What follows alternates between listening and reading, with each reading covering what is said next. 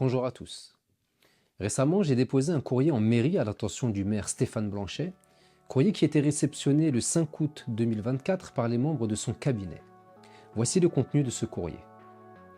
Objet, demande de conseil sur une situation dangereuse. Monsieur le maire, par la présente, je sollicite votre bienveillance pour un entretien sur une situation à risque réel et sérieux. Monsieur est dans une position très sensible qui lui fait craindre pour sa vie. Il souhaite à ce titre vous rencontrer et m'a demandé en tant que mandataire de vous formuler cette volonté pour que vous puissiez nous recevoir dans l'urgence. Cette demande n'est pas en lien avec nos précédentes rencontres et les doléances déjà exprimées par monsieur. En votre qualité de maire, il sollicite votre expérience politique pour le conseiller ou l'orienter vers une solution que vous serez peut-être en mesure de lui apporter. Il va de notre responsabilité de protéger au mieux l'ensemble des Sevranais. Au vu du caractère très sensible du dossier le concernant, monsieur souhaite vous parler de sa situation en personne. Je vous remercie de bien vouloir nous proposer une rencontre dans l'urgence en fonction de vos disponibilités. Veuillez recevoir, monsieur le maire, l'expression de mes sentiments respectueux, monsieur Just Sullivan, pour le renouveau à portée de main. En effet, un Sevranais est actuellement dans une situation très difficile qui peut nous faire craindre pour sa vie. Vous en saurez plus à ce sujet dans les prochaines vidéos. Le danger est réel et sérieux, vous pouvez me croire. Ce Sevranais a souhaité voir le maire afin qu'il puisse le conseiller et éventuellement trouver une issue de secours. Presque un mois après avoir déposé le courrier, je n'avais toujours pas eu de nouvelles de M. Blanchet. Il n'avait pas répondu à ce courrier, n'avait proposé aucun rendez-vous, que ce soit avec lui ou une personne de son administration. Il ne s'était aucunement manifesté, méprisant purement et simplement cette correspondance. Pourtant, la rythmique administrative étant plus calme en période estivale est propice à un retour plus prompt de sa part. En effet, M. Blanchet a été présent à de nombreuses occasions sur Sevran pour notamment le passage de la flamme olympique dans notre ville, puis quasi quotidiennement au Club 24 à Sevran le temps des Jeux olympiques, présent pour le passage de la flamme paralympique. Il s'est même déplacé à Paris pour suivre certaines compétitions, s'est rendu dans des fêtes de quartier, a même fait acte de présence devant une école le jour de la rentrée scolaire, mais il n'a pas eu ne serait-ce que 30 minutes pour savoir pourquoi ce Sevranais estime être en danger et comment il pouvait l'aider. Il n'a pas mandaté un élu ou une personne de son cabinet pour au moins recenser les informations et apporter une réponse, même par courrier. Il méprise cette personne en détresse qui l'appelle à l'aide. Le dimanche 1er septembre, je me suis rendu à la commémoration du 80e anniversaire de la libération de Sevran et en ai profité pour l'interpeller sur le sujet, vu qu'il y était présent. Il est certes très important d'entretenir le devoir de mémoire de nos frères et sœurs en humanité morts pour que nous puissions vivre libres, mais protéger nos vivants est tout aussi important. Lorsque je l'ai interpellé à cette commémoration, M. Blanchet a tout de suite tenté de se positionner en tant que victime, comme il a souvent coutume de le faire, en me disant « Ne me parlez pas comme ça, ne me menacez pas », alors que le ton était pourtant cordial et respectueux. Il a affirmé avoir eu connaissance de mon courrier, mais également de ma tribune politique du magazine de Sevran dans laquelle je parle de ma situation. Puis, il s'est contredit en affirmant n'être au courant de rien. Je lui ai donc répondu que s'il avait pris le temps de me recevoir avec ce Sevranais, il aurait pu connaître les tenants et aboutissants du dossier, mais que son attitude donnait l'impression qu'il méprisait ce Sevranais en détresse, alors que je ne l'ai jamais interpellé auparavant pour un sujet aussi inquiétant. Il n'a pas souhaité me fixer de date d'entretien sur place, alors que sa directrice de cabinet était présente. Je lui ai réaffirmé l'urgence de recevoir ce Sevranais, dont la situation est inquiétante, conformément au contenu du courrier déposé en mairie à son attention. Il a prétendu ne pas avoir été mis au courant du braquage de ma famille avant de lire ma tribune, ce qui m'interpelle.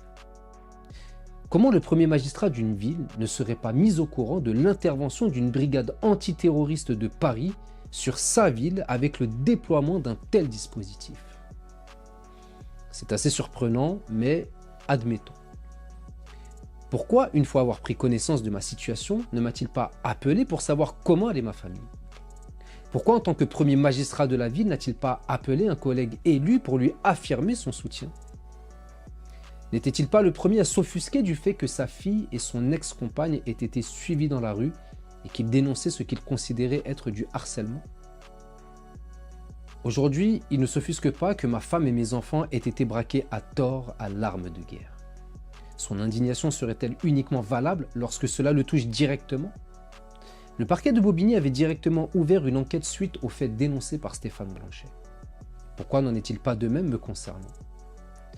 Puis, le mardi 3 septembre 2024, j'ai reçu un courrier de sa part, par mail, que je vais vous lire. Objet, votre demande de rendez-vous. Monsieur le conseiller municipal, vous m'avez sollicité pour obtenir un rendez-vous auprès de moi suite à un arrêté du ministre de l'Intérieur prenant des mesures individuelles de contrôle administratif et de surveillance, MICAS, vous visant. Je tiens à rappeler que ces mesures relèvent du ministre de l'Intérieur dont il est seul décideur qui vise, aux seules fins de prévenir la commission d'actes de terrorisme, toute personne à l'égard de laquelle il existe des raisons sérieuses de penser que son comportement constitue une menace d'une particulière gravité pour la sécurité et l'ordre public, et qui soit en relation de manière habituelle avec des personnes ou des organisations incitant, facilitant ou participant à des actes de terrorisme, soit soutient, diffuse, lorsque cette diffusion s'accompagne d'une manifestation d'adhésion à l'idéologie exprimée, ou adhère à des thèses incitant à la commission d'actes de terrorisme ou faisant l'apologie de tels actes. Article L228-1 du Code de la sécurité intérieure. Comme vous le savez, je n'ai aucun pouvoir en la matière. Ma qualité de maire m'interdit d'intervenir sur les MICAS qui, je le rappelle, relèvent uniquement de la haute autorité du ministre de l'Intérieur. Je n'ai par ailleurs pas connaissance des mesures qui ont été prises, qui sont notifiées individuellement et dont les maires ne sont pas informés. Je ne donnerai donc pas suite à votre demande, mais vous engage à mobiliser les recours de droit dont vous disposez et à mobiliser le défenseur des droits si vous le jugez utile. Je vous prie de croire, monsieur le conseiller municipal, en l'assurance de mes sentiments respectueux, le maire de Sevran, vice-président du conseil départemental de la Seine-Saint-Denis, Stéphane Blanchet. Oui, le courrier de monsieur Blanchet est totalement hors sujet. J'ai sollicité un entretien concernant un Sevranais qui craint pour sa vie, en citant son nom afin qu'il l'identifie, mais répond qu'il ne me recevra pas car il ne peut pas intervenir dans une MICAS me concernant. Alors soit il ne comprend pas correctement le français, ce qui est inquiétant, mais qui en même temps pourrait expliquer beaucoup de choses, soit il le fait exprès, ce qui n'en demeure pas moins alarmant pour le maire d'une ville de 52 000 habitants.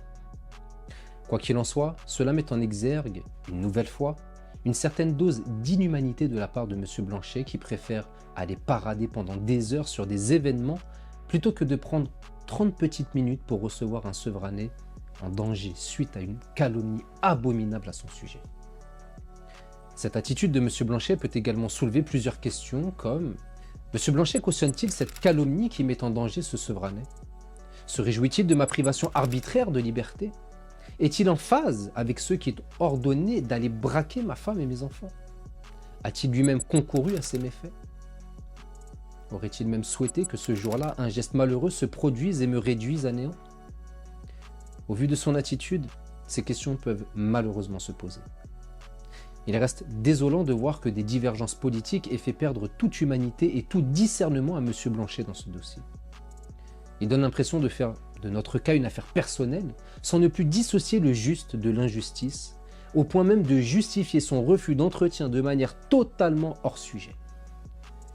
Il faut savoir dans ces moments-là distinguer le conflit politique et une injustice profondément humaine qui touche des Sevranais placés sous sa gouvernance. Il en oublie ses obligations fondamentales en tant que maire et premier magistrat de la ville, garant des droits sacrés de ses administrés par les pouvoirs que lui confère sa mission de service public. Sa réponse interroge également sur un autre point. S'il considère ma MICAS comme justifiée et ne pouvant agir dessus. Cela voudrait donc dire qu'il admet qu'un terroriste siège au sein du conseil municipal depuis 2020. Soit je ne le suis pas et il peut témoigner, malgré les divergences politiques, qu'il m'a toujours connu comme respectueux des valeurs de la République, soit je le suis et représente donc une menace pour l'intégralité des membres du conseil municipal, des Sevranaises et des Sevranais et de la nation tout entière. Il ne peut se contenter de dire qu'il n'a pas de pouvoir en la matière et refuser catégoriquement toute action qui permettrait, d'une part, de conseiller mon collaborateur qui craint pour sa vie, d'autre part, de rétablir l'honneur et la dignité d'une famille sevranaise braquée à tort à cause de calomnies à propos desquelles il peut rétablir une part de vérité. Soit ces vérités permettent de nous rétablir, soit son immobilisme matérialise une volonté délibérée de nous nuire et concrétise sa complicité dans l'ignominie que je vis. Pour le moment, nous sommes sur la deuxième option. Je serai également curieux de voir à l'avenir comment les élus de sa majorité vont se comporter vis-à-vis de cette situation. Seront-ils eux aussi aveuglés par une haine que certains ont déjà manifestée publiquement, ou même dans l'intimité? Ou sauront-ils rester humains et se solidariser vis-à-vis d'un combat pour la dignité humaine? Je ne manquerai bien entendu pas de vous tenir informés. Je vous dis à très bientôt.